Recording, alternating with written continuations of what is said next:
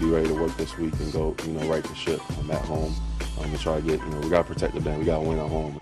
Well, welcome into Teal the Show. And Frank, we get to talk about the first home game for the Jaguars this season. You, of course, will be calling the game. How excited are you just to be back in EverBank? Yeah, I love it. I love home games. I love the crowd. The crowd's waited a long time. This is a season of expectations, and I think everybody's excited about what it's going to be. I think everybody's excited about who these Jags are. I know they lost last week. That was a hard loss. Everybody knows that.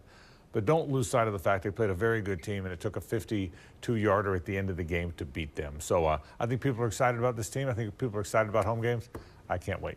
And then one expectation is to win at home. And Doug Peterson says they're not thinking about last season when they didn't do that very often, but he knows that he wants the Jaguars to win in front of you, the Jaguars fans. No matter where we play, you try to win the game, but ultimately, yeah, at home, it matters. It matters in front of your fans and, your city. And we just hope that this Sunday will be a great crowd. Out here at the bank.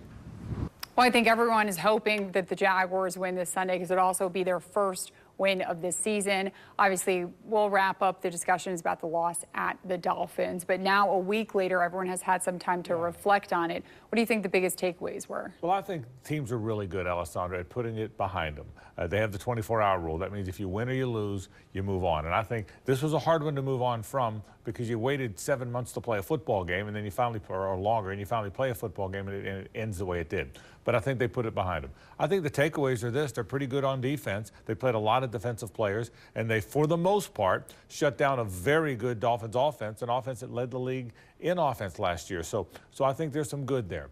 Let's pick up what went wrong. You can't turn the ball over. You got to take care of the ball, and you got to make big plays at the end of the game. So I think the takeaway is once you get over the gut punch that loss was, and it was a gut punch, but once you get beyond that, I think you think, hey, this is a pretty good football team, and you should go into this game with confidence. So I think the takeaway from last week is once you're over how much it hurt to lose at the end of the game, you took away, you got a pretty good football team, and I think that's what they take into this week. And the one thing we've heard from defensive coordinator Ryan Nielsen and from head coach Doug Peterson is that the biggest lessons learned are from week 1 to week 2, especially for the rookies. Some guys have played in their first NFL football game against a really good team, really good opponent, and so some of the guys had some success, and now they're building on that, and they know, it's, hey, I can play this game at this level. So that's confidence is a huge thing. I think that goes a lot with that.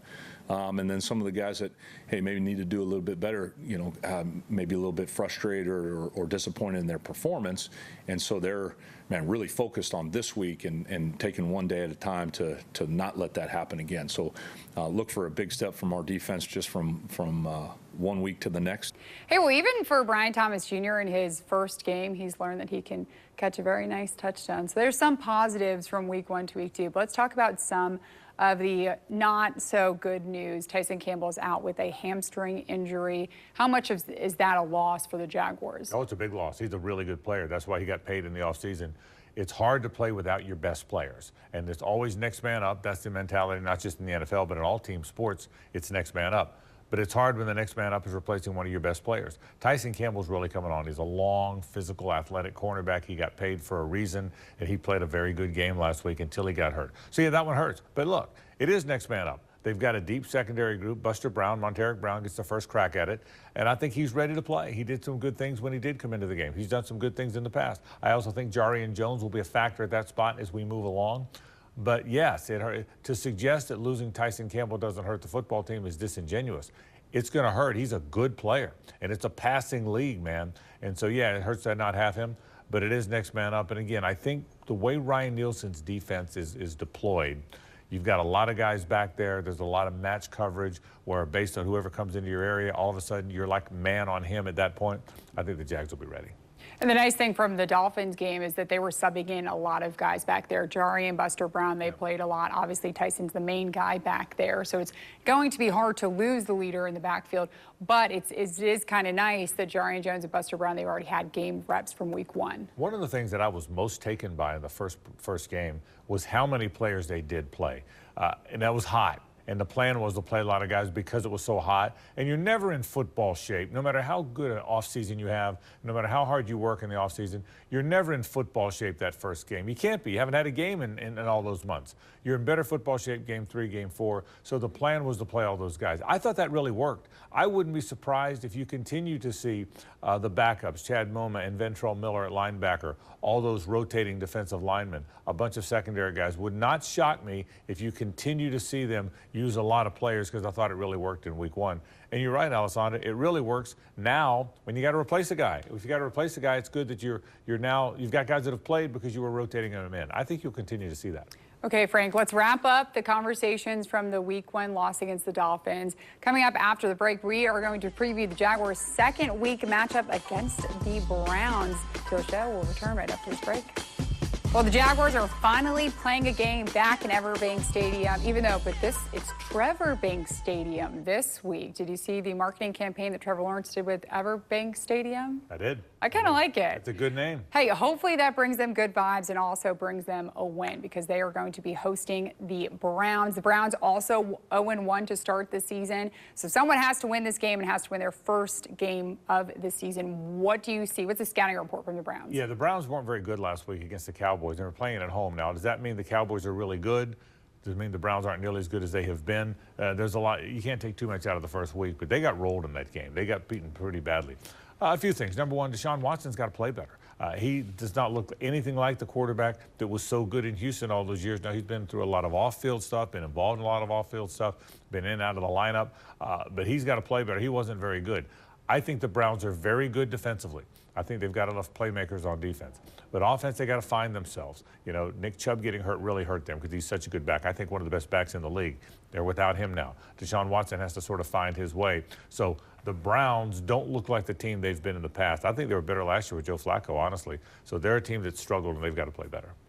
Well, speaking of, let's talk about Myles Garrett. Of course, when you think about the Browns, that's who you're thinking of. Doug Peterson is saying that he deserves the respect just because he's one of the best in the league, and there's going to have to be extra resources just to try to stop him. It's hard to just block him one-on-one, even with offensive tackles. I mean, it's a challenge, and particularly on third down or second long when they think you're going to pass. It's you got to spend the resources to slow him down. Give him a lot of respect. Yeah, there are certain guys in this league that we would just classify as game wreckers, and he is certainly one of those. So you pay special attention to that guy. Whether it's we're going to provide help in the pass game, we're going to run away from him, we're going to do this, we're going to run at him with certain schemes. We will do everything in our power to be very aware of where 95 is at all times. Well, I feel like every time a Jaguar scouting report probably has Josh Hines-Allen, Trayvon Walker on it. On offense, you're always thinking about now Brian Thomas Jr. But when you're looking at the Browns, you have Myles Garrett circled many times to make sure stop that guy. He might be as good a player as there is in the league. As far as defensive players go, maybe T.J. Watt, Aaron Donald was that guy for all those years. I think he might be as good a defensive player as there is in the league. And great pass rushers can wreck everything you're doing. So, yeah, you're going to have to chip him a little bit. You're going to have to always know where he is. Real big challenge for your two offensive tackles because they do tend to move him around a little bit. Oh, I think Myles Garrett's a great player. And Cleveland needs defense because I think their offense is going to struggle. So, yeah, you're not going to beat the Cleveland Browns unless you have a good plan for Myles Garrett. The Cowboys had a good one last week. They knew where he was, and they still attacked. They scored a bunch of points. You have to have a plan for Myles Garrett if you're going to beat the Cleveland Browns.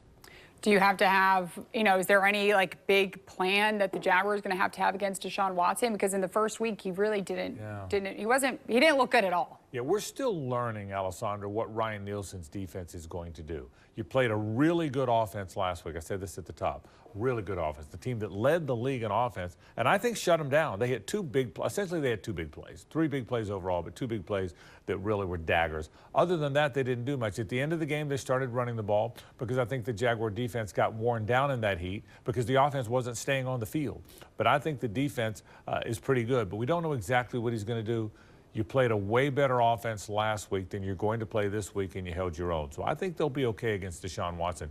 I'm interested to see how the Browns continue to develop. I think Kevin Stefanski's a good offensive-minded coach, but they weren't very good last week. So watching them, not just this week, but as the season goes on, it's going to be interesting as well. It's going to be very interesting. I will say, let's wrap up Teal the Show with one final question, Frank. I'm going to kind of put you on the spot. Do you think the Jaguars are where they should be going into week 2? I am. I think they've got, I'd rather they had won the game. I think they would have rather won the game, and they didn't finish.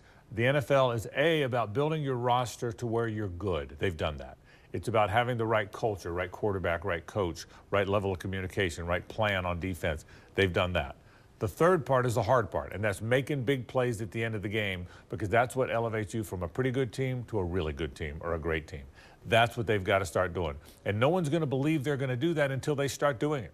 Right now, if you look at all the power polls across the ESPN and all the people that rank them, CBS, they're going to be probably somewhere between 17 and 20, middle of the pack, even lower than middle of the pack. And they're going to stay there until they can prove they can make the big plays at the end of games, because that's what the NFL is all about. But I think they're going to make those plays. I think they've got a good team. I've been saying that the whole time. What I took away from the Dolphins game was not just that they didn't finish, but that they put themselves in position to win the game. I think they're where they should be. But you got to win now. You got a tough schedule. Remember, Buffalo on the road is next. Houston on the road is after that. Boy, you need to win this one, because it's a tough schedule to start the year. Well, hopefully EverBank Stadium has a win in it, and hopefully it's the Teal guys who are winning it. Frank, thank you so much, and that's your look at Teal the Show.